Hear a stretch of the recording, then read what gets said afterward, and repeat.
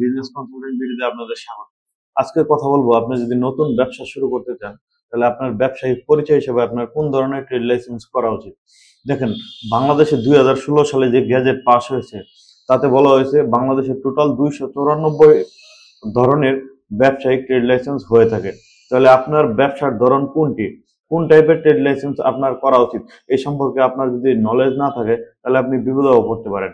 আর ব্যবসা করতে গেলে অবশ্যই আপনাকে ট্রেড লাইসেন্স, টিন, আয়কর, বিন মানে ব্যাট, এগুলো আপনার জরুরি। কারণ আপনার জানতে হবে যে আপনার ব্যবসায় আসলে টিন লাগবে, বিন লাগবে বা লাগবে কিনা, বা আপনার বছর শেষে কত টাকা আপনার ট্যাক্স আসতে পারে, বা আপনার ব্যবসা অনুযায়ী আপনার ট্যাক্স আসবে কিনা, এইসব সম্পর্কিত জ্ঞান না নিয়ে যদি আপনি ব্যবসা করেন তাহলে সরকারিভাবে আপনি একটি ঝামেলায় পড়তে পারেন।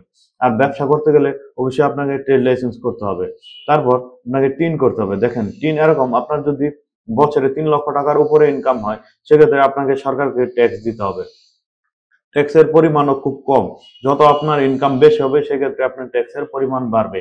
তাতেও কিছু নিয়ম রয়েছে, যদি আপনার লোন থাকে বিভিন্ন জায়গা থেকে সেক্ষেত্রে ট্যাক্সটা আবার মওকুফ হয়ে যায়।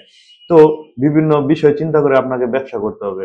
আর ব্যবসার ধরন ক্যাটাগরি অনুযায়ী আপনাকে দেখতে হবে যে আপনার কি লাগবে। যেমন আপনি যদি সোলো প্রপার্টিশিপ হন সেক্ষেত্রে আপনার এনআইডি দিয়ে আপনার হয়ে যাবে।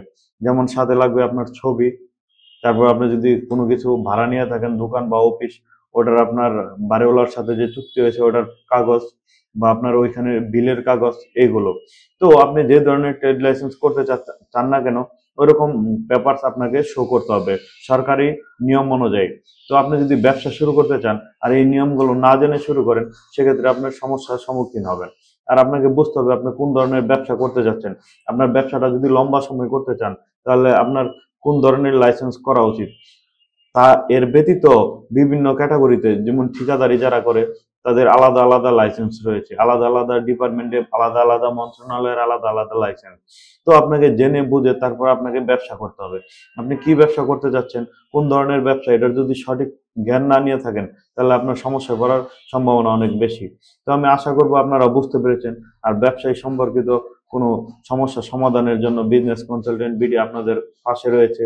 তো যারা ব্যবসা শুরু করতে যাচ্ছেন অবশ্যই ট্রেড লাইসেন্স নিজের এলাকা, বা ইউনিয়ন হলে ইউনিয়ন পরিষদ, পৌরসভা হলে পৌরসভা, বা সিটিতে হলে সিটি কর্পোরেশন থেকে নিয়ে নেবেন। এবং যেই ধরনের ব্যবসা আপনি করতেছেন ওই রকম লাইসেন্স নিয়ে তারপর ব্যবসা শুরু করবেন। এবং ব্যবসার পরবর্তী যে ডকুমেন্টস গুলো রয়েছে এগুলো ঠিকঠাক মেনটেন করবেন। দেখেন, আজকে আমরা আস্তে আস্তে ডিজিটালাইজেশনের যুগে ঢুকতেছি, সামনে সবকিছুই ডিজিটাল হয়ে যাবে।